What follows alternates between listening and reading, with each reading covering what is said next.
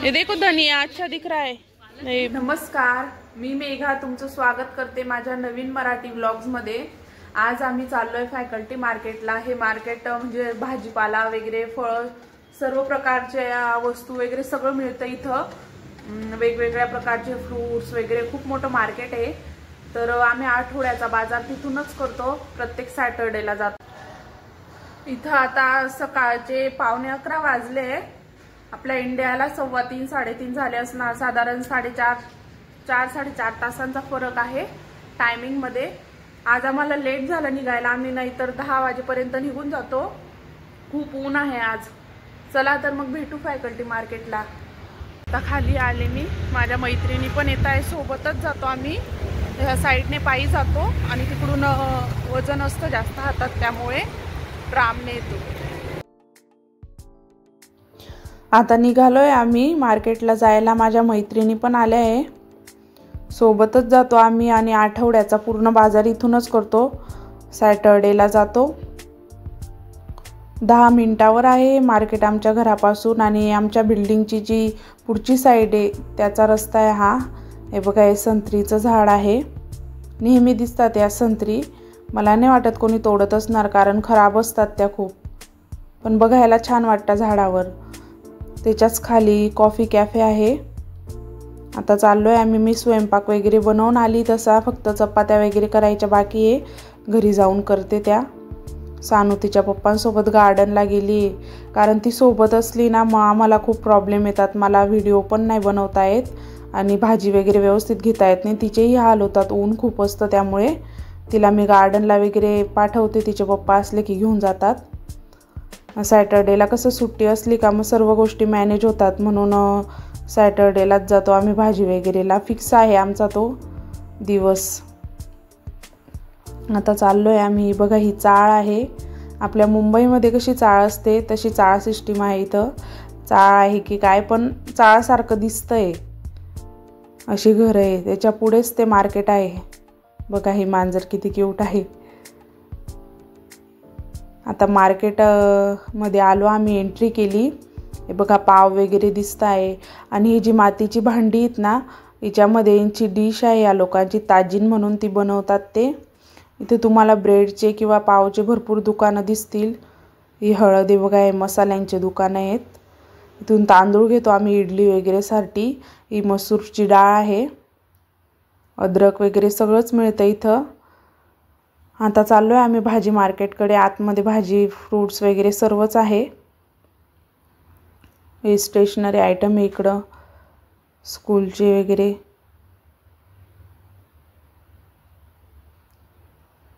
हे बघा, ग्रेप्स आहे, ग्रेप्स पण भरपूर प्रमाणात असतात इथं आणि गोड असतात। इकडच्या ग्रेप्समध्ये ना द्राक्षांमध्ये बिया असतात बारीक, पण चवीला चांगले असतात, गोड लागतात। हे परत मसाल्यांचं दुकान आलं इथं, तांदूळ वगैरे तेच आहे। हे छोले हरभरा आहे, तो तिकडं राजमा आहे, व्हाईट राजमा, जिरे वगैरे। इकडं अख्खा मसूर आहे, सगळं आहे बघा इथं, अंडी वगैरे। हे बघा, इथं बाजरी, गहू, पॉपकॉर्न बनवण्यासाठी मके वगैरे, मकईचे दाणे, चण्याची डाळ वगैरे सगळंच मिळतं। म्हणजे एका दुकानावर पण आपल्याला इथं सगळं मिळून जातं, जास्त फिरण्याची गरज नाही। आणि आता त्यांना रोजचं झालंय ना, म्हणून कळून जातं इंडियन आहेत बाबा, म्हणून कमी जास्त करण्याचं पण काही प्रॉब्लेम येत नाही। नेहमी एका दुकानावरून घेतलं ना तर व्यवस्थित लावतात ते। त्यामुळे अद्रक घेते मी। बघा, 80 रुपयाचा अद्रक आहे, आपल्या इंडियाचे 80 रुपये, इकडचे 9 रुपये दिराम मध्ये।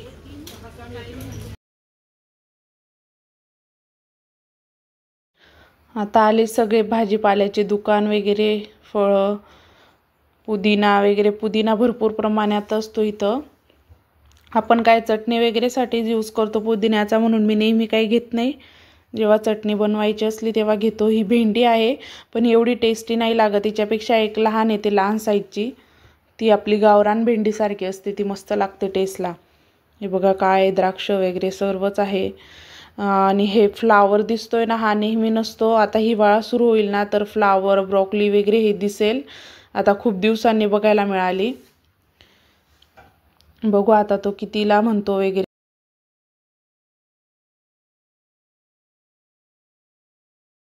मुळा बघा कसा आहे इथं रेड कलरचा. बीटरूट,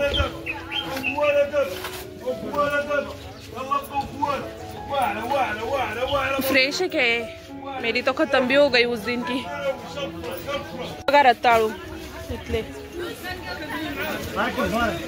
काकडी,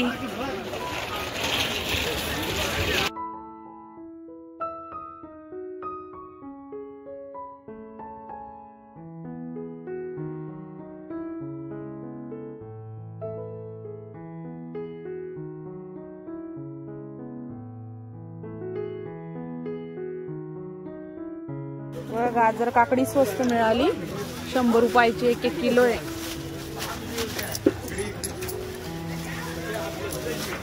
सगळे मैद्याचे आयटम आहे ते. ब्रेड, पाव काय आहे याला मसलमन म्हणता आय थिंक. खातात ही लोक. पालक अच्छी आहे ना इधर. पालक पण आली आता. नेहमी मिळत नाही पालक वगैरे, पण आज आली आहे. ब्रोकली पण आली. आता फळं घेते मी इथं. डाळिंब वगैरे, प्लम, पीच, पेर, ॲपल सर्वच घेते. आठवड्याला लागतंच. आणि माझ्या सानूला पीच वगैरे खूप आवडतात, त्यामुळे मला घ्यावंच लागतं. तिला भाजी वगैरे नाही आवडली ना तर मग ती खाते. फ्रूट्स खूप आवडतात तिला. आता तर काही नाही, आता हिवाळा चालू होईल. 1 महिन्याने भरपूर फ्रूट्स बघायला मिळतील. स्ट्रॉबेरी, आपलं अवाकाडो वगैरे भरपूर प्रमाणात राहतील. आणि फ्रेश ते पण.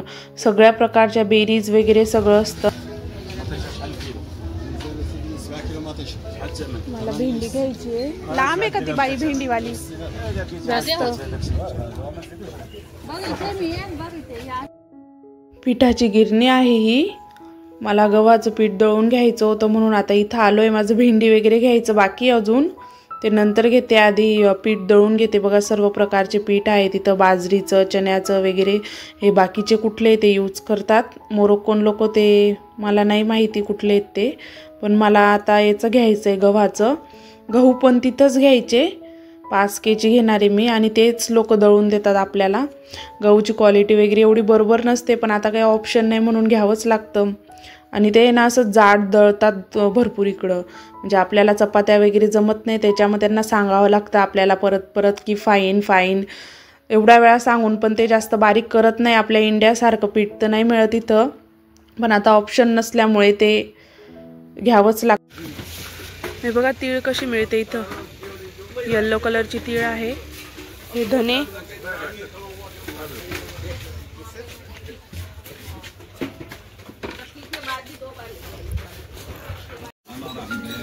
लाल मिरची,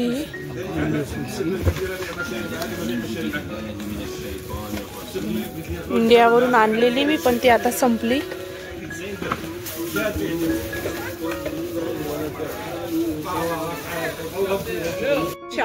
चेरी टोमॅटो आहे. मस्त लागतं खायला. आहे सानूला आवडतात माझ्या चेरी टोमॅटो. कलिंगड बघा किती मोठ्या साईजचे आहे इथं. मस्त निघतात, गोड असतात खूप.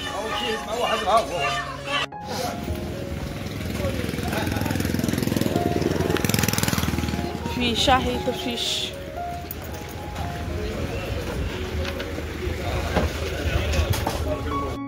भेंडी बघा. ही काटे खूप असतात हिला, पण टेस्टला मस्त लागते. गावरान भेंडी सारखी. काय काय माहिती.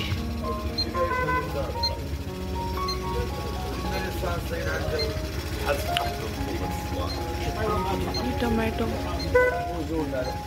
बीटरूट बघा किती छान फ्रेश आहे ते.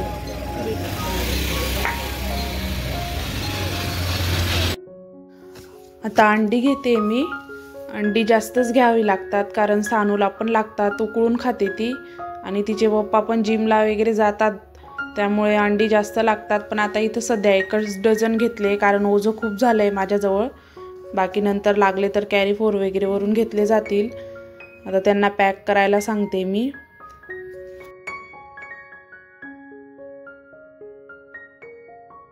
पॅक करून देता येते याच्यात, याच्याने कसं फुटत वगैरे नाही मग घरी जाईपर्यंत.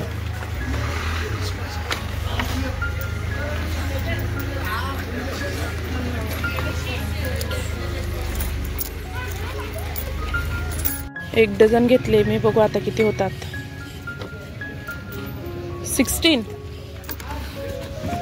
16 दिराम झाले.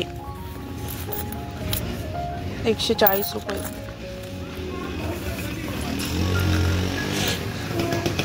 बघा डाळिंब लागले इथं, मस्त आहे. ट्राम स्टेशनला आलोय आता मी, घरी जायचंय. येताना पायी आलो पण आता ओझं आहे ना हातात म्हणून ट्रामने जातोय.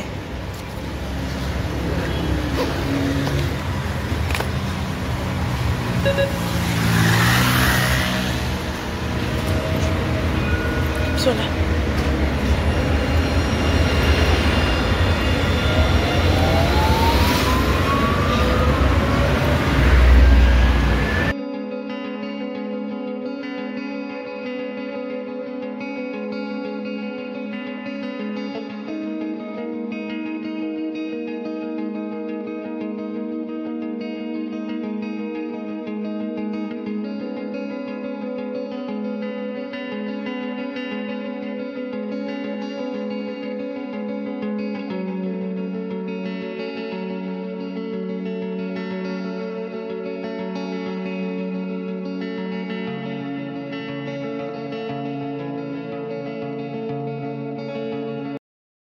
आता घरी चालली आहे मी.